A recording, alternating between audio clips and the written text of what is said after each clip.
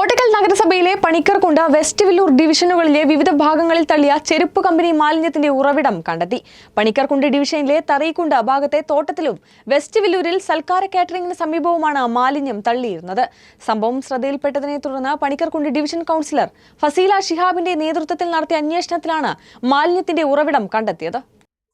തുടർന്ന് വിവരം കോട്ടക്കൽ നഗരസഭ ആരോഗ്യ വിഭാഗത്തെയും കോട്ടക്കൽ പോലീസിനെയും അറിയിക്കുകയും ചെയ്തു. West Villur division councillor TP ഇബ്രാഹിംകുട്ടിയും അന്വേഷണ നടപടികളിൽ സഹകരിച്ചു. നഗരസഭാ ഹെൽത്ത് ഇൻസ്പെക്ടർ സ്ഥലങ്ങളിൽ പരിശോധന നടത്തി.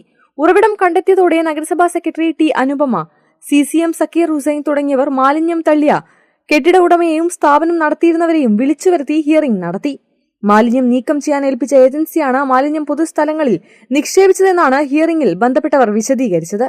തുടർന്ന് നഗരസഭയുടെ ഭാഗത്തുനിന്ന് നോട്ടീസ് നൽകുകയും വലിയ തുക പിഴ അടയ്ക്കുന്നതിനും മാലിന്യം അടിയന്തരമായി നീക്കം ചെയ്യുന്നതിനും നിർദ്ദേശം നൽകുകയും ചെയ്തു.